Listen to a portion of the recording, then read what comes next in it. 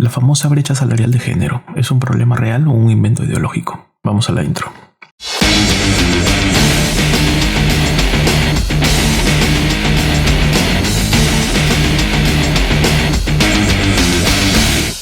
Ok, la brecha salarial no es otra cosa que un coeficiente de variación. Si sabemos calcular un coeficiente de variación, podemos calcular la brecha salarial. No es otra cosa que la resta de los sueldos totales de los hombres menos el total de las mujeres dividido entre el total de las mujeres, y con eso te arroja quién gana más o quién gana menos en números totales. Bueno, esto fue artículo 13. José, no puedes terminar ahí el programa. Explica para todos qué es y cómo se compone la brecha salarial. Tienes razón, B. Este porcentaje responde la pregunta sobre cuánto ganan más los hombres por su trabajo. Si la cifra es negativa, las mujeres ganarían más. Para no enredarnos en conceptos con mi perspectiva, vamos a revisar qué dice la OIT con relación a la brecha salarial. Viernes, ¿puedes hacer una búsqueda rápida?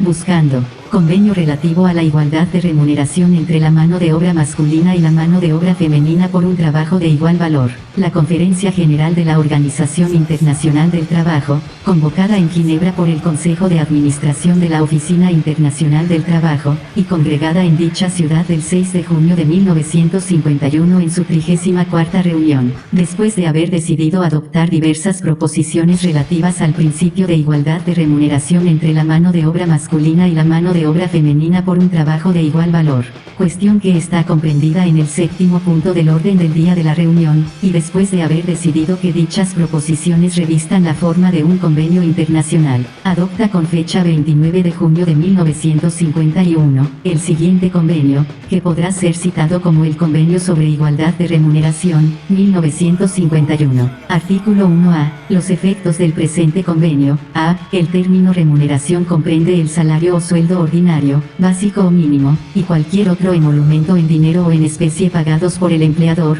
directa o indirectamente, al trabajador, en concepto del empleo de este último. B grande. La expresión igualdad de remuneración entre la mano de obra masculina y la mano de obra femenina por un trabajo de igual valor designa las tasas de remuneración fijadas sin discriminación en cuanto al sexo. Muy bien.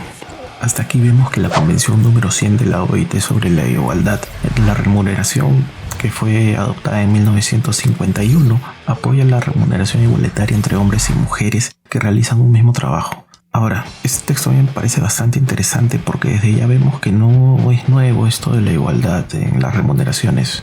El próximo año deben estar cumpliéndose 70 veranos desde este acuerdo. Viernes, hazme un favor, lee por favor el siguiente párrafo para seguirnos enterando. Artículo 2. 1. Todo miembro deberá, empleando medios adaptados a los métodos vigentes de fijación de tasas de remuneración, promover y, en la medida en que sea compatible con dichos métodos, garantizar la aplicación a todos los trabajadores del principio de igualdad de remuneración entre la mano de obra masculina y la mano de obra femenina por un trabajo de igual valor. 2. Este principio se deberá aplicar sea por medio de a. la legislación nacional, b grande, cualquier sistema para la fijación de la remuneración establecido o reconocido por la legislación, c. contratos colectivos celebrados entre empleadores y trabajadores, o d. la acción conjunta de estos diversos medios. Ok, paremos ahí. Hasta este momento lo que nos dice la OIT es que el Estado y los sindicatos deben intervenir para que no existan diferencias en los salarios. Ahora vamos a ver cuál es la situación en el Perú. Ve, por favor, revisa el que dice la Constitución Política del Perú al respecto. Constitución Política del Perú, artículo 2, inciso 2, nadie debe ser discriminado por motivo de origen, raza, sexo, idioma, religión, opinión, condición económica o de cualquier otra índole. Artículo 13. Que coincidencia, el Estado reconoce y garantiza la libertad de enseñanza. Artículo 25. La jornada ordinaria de trabajo es de 8 horas diarias o 48 horas semanales, como máximo. En caso de jornadas acumulativas o atípicas, el promedio de horas trabajadas en el periodo correspondiente no puede superar dicho máximo. Los trabajadores tienen derecho a descanso semanal y anual remunerados. Su disfrute y su compensación se regulan por ley o por convenio. Artículo 26. En la relación laboral se respeta el principio de igualdad de oportunidades sin discriminación. Y para terminar el artículo 28, el Estado reconoce los derechos de libertad sindical y negociación colectiva. Muy bien, perfecto. Vemos entonces que en el Perú cumplimos con los 3 puntos que recomienda la OIT, que son tenemos legislación, hay una fijación para la remuneración y tercero, que se pueden realizar contratos colectivos. Ahora, hay que tomar en cuenta que la Convención sobre la Igualdad de Remuneración es uno de los 8 convenios fundamentales de la OIT. Busca eliminar la discriminación en remuneración, asegurándose de que hombres y mujeres reciban el mismo sueldo por un mismo trabajo. Y además de ello también por actividades que tienen el mismo valor. Pero, ¿es cierto que los hombres ganan más que las mujeres? La respuesta a esa pregunta definitivamente es que sí. El ingreso promedio de las mujeres representa un 69,7% del ingreso promedio de todos los hombres. Pero ahí estamos hablando términos demasiado generales. Cuando se analizan los números de esta forma, debemos ser conscientes que existen variables que nos llevan a que se produzcan estos resultados. ¿Y cuáles serían esas variables? Voy a enumerar algunas. Puesto que no ser variables absolutas sino relativas, estaríamos hablando posiblemente de un número infinito. Primero, las características individuales de cada persona, la edad, el nivel educativo, la experiencia laboral, la antigüedad que tiene en el empleo son factores que influyen definitivamente. Una persona que tiene 15 años laborando en un puesto por lo general gana más que quien tiene un año. Lo otro son las características del empleo. Las características del empleo se refiere a que el tipo de contrato, si es un contrato modal o es un contrato indefinido, o el tipo de jornada, si es una jornada completa o una jornada part-time, que normalmente los trabajos que tienen un tiempo delimitado específico o son por una obra determinada, llamémosle también contratos por campaña, ofrecen normalmente un salario promedio menor al que ofrece un contrato indefinido, por ejemplo. Otra cosa son los contratos part-time. Los contratos part-time también normalmente ofrecen remuneraciones menores a un contrato de tiempo completo, obviamente, porque entra aquí a tallar otra, que son las horas trabajadas. Más allá de eso, también influye las características del empleador. Por ejemplo, el tamaño de la organización. Una empresa pequeña no paga normalmente igual que una empresa grande, por nivel adquisitivo, por la calidad de los profesionales, por el medio en el que se desenvuelve, por el sector, por ejemplo, también en el que están. Definitivamente hay muchas variables ahí en ese espacio. Otra cosa es la segregación que existe en los sectores de empleo. Definitivamente hay sectores en los que la mayor población son hombres y otros en el que la población laboral son mujeres. Por ejemplo, tengo un dato acá. En el Perú, si miras un salón de la uni, vas a ver que hay 30 hombres y entre 2 o 3 mujeres. La uni, para quienes no son de Perú, es la Universidad Nacional de Ingeniería. Y si ves una carrera, un aula de una carrera de ciencias de la comunicación, vas a ver, muy por el contrario, más mujeres que hombres, ¿no? Y ahora, si tú vas y miras la carrera de enfermería en el instituto, por ejemplo, Daniel Alcides Carrión, vas a ver que son 30 mujeres y 2 hombres. Pero el que a mí me parece más determinante de todo es el factor de las horas trabajadas. Para esto necesitamos datos. Para ver esta parte de la realidad, que es donde me quiero enfocar, vamos a ver qué existe sobre esto, qué información podemos obtener. Viernes, busca datos sobre jornada laboral promedio masculina y femenina en el Perú. El Instituto Nacional de Estadística dice en la investigación Estadística Perú, brechas de género 2001 a 2013, avances hacia la igualdad de hombres y mujeres, realizada conjuntamente con el movimiento Manuela Ramos, dice que la mujer peruana, en promedio, trabaja a la semana 75 horas con 54 minutos, es decir, 9 horas y 15 minutos más que los hombres. De ellas, el trabajo remunerado es de 36 horas con 27 minutos, el resto, 39 horas con 28 minutos es trabajo doméstico no remunerado. El ingreso por trabajo de las mujeres es menor que el de los hombres, quienes ganan 406,2 nuevos soles más que ellas, es decir, el ingreso de las mujeres representa el 69,7% del ingreso de los hombres. Muchas gracias. Desafortunadamente este estudio no nos dice mucho porque menciona unas cantidades en las que no aclara si el valor, por ejemplo, en el trabajo de los hombres menciona que es 66 horas 39 minutos a la semana. Sin embargo, no nos dicen aquí si es que esto incluye ya, por ejemplo, las tareas domésticas que sí disgregan en el campo de las mujeres. Ahora, para poder hacer una comparación efectiva, lo que aquí estamos midiendo, lo que queremos medir es la brecha salarial. Lo que debemos de analizar es trabajo remunerado. En cambio, si estuviéramos analizando la cantidad de horas dedicadas a diversas actividades por hombres y mujeres sí corresponderían estos datos, pero este no es el caso. Viernes, puedes seguir buscando información que no tenga sesgo para poder contrastarla bien.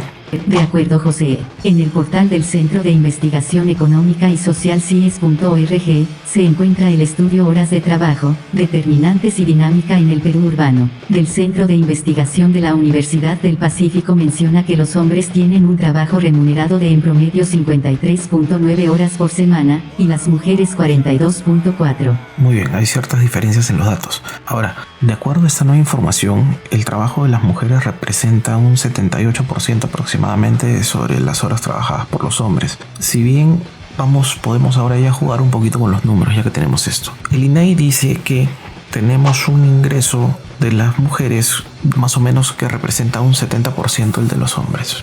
Muy bien, aquí los datos son un poco diferentes, pero ya podemos ir viendo una nueva información. De acuerdo a esto, el trabajo de las mujeres representa aproximadamente un 78% del trabajo de los hombres. Si jugamos un poquito con los números, el INEGI dice que el ingreso de las mujeres es un 70% del trabajo de los hombres. Entonces estaríamos hablando de que la brecha salarial real se reduce al 8% del promedio. Ahora, si segmentamos un poco dentro de este mismo estudio, encontramos de que en profesionales universitarios esta diferencia solamente se debe a un 3%.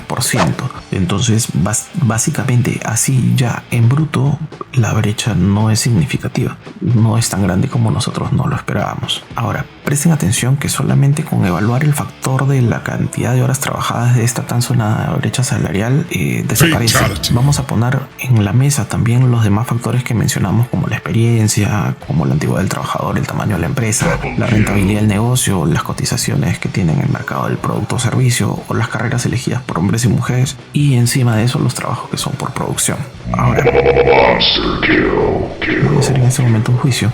No debería, pero quiero hacerlo. Durante toda mi experiencia profesional, yo nunca he visto que al momento de contratar se ofrezca un sueldo diferente a si eres hombre o eres mujer por esa condición. Normalmente tú ofreces sueldos diferentes cuando existen diferencias entre dos profesionales. Si bien pueden realizar la misma tarea, de repente los dos no tienen la misma línea de capacitación, los dos no tienen la misma experiencia. Y además de ello hay un factor que no estamos contemplando, que desde hace mucho normalmente las empresas consideran dentro de la selección lo que son las expectativas salariales. Es decir, yo digo que necesito un profesional para realizar labores de supervisión en una operación de transporte. Me empiezan a llegar los currículums y yo a los postulantes le pregunto cuáles son sus expectativas, cuánto es lo que quieren ganar por ello. Y ellos responden normalmente su oferta, ¿no? Y de ahí se negocia. Entonces, ahora, hay algo que a mí me parece un mito. Si fuera realidad esto de que las mujeres ganan menos que los hombres, como empresario, contratar mujeres sería mucho más barato, lo que haría que todos los hombres se quedaran sin trabajo indefectiblemente, ¿no? Eso es una lógica simple y un análisis bastante contundente. Pero también se menciona el argumento de que los hombres se desempeñan en los mejores puestos y las mujeres no tienen acceso. Existe una realidad en el mercado laboral. Hay carreras que están más cotizadas que otras, lo dije hace un momento. De hecho, se acaba de publicar un estudio de investigación en Psychological Science que analiza la denominada paradoja de la igualdad en los estudiantes de ciencias. Concluye que cuanto más igualdad de género hay en un país, según el índice de igualdad de género del Foro Económico Mundial, obviamente, menor es el porcentaje de mujeres que estudian ingenierías y carreras técnicas. Lo más relevante de esta investigación es que se basa en los resultados académicos de 472.242 adolescentes en 67 países. Quiere decir que este estudio descubrió que cuanto más igualitario es un país, más mujeres capaces para la ciencia y la ingeniería deberían existir o estudiar este tipo de titulaciones universitarias. Esta paradoja de la igualdad de género explica que países como Albania y Argelia tienen un mayor porcentaje de mujeres entre sus graduados en ingenierías que los países aclamados igualitarios como son Finlandia, Noruega, Suecia y Estados Unidos. Por decir, en Estados Unidos las ingenierías no llegan a un 14% de mujeres frente al número de hombres, pero sin embargo en los países de Albania y Argelia las ingenieras representan un 41% de los egresados de estas carreras. Flawless victory. Bueno, gente, dejen sus comentarios sobre la existencia de la tan sonada brecha salarial de género. ¿Es significativa? ¿No es significativa? ¿Constituye un problema? ¿No es un problema? Los voy a estar leyendo y comentando también sus respuestas. Hasta aquí el episodio de hoy. No se conformen con lo que están escuchando aquí, lean, contrasten las fuentes, investiguen, despierten ese bichito por la información. Esto fue Artículo 13. Pueden seguirme en Instagram, Twitter y Facebook. Si les gustó el contenido, suscríbanse, dejen una manito arriba, pongan 5 estrellitas dependiendo en qué plataforma estén escuchando y compartan, ayudan a difundir. Conmigo hasta dentro de 8 días. Chao. Worldwide genocide.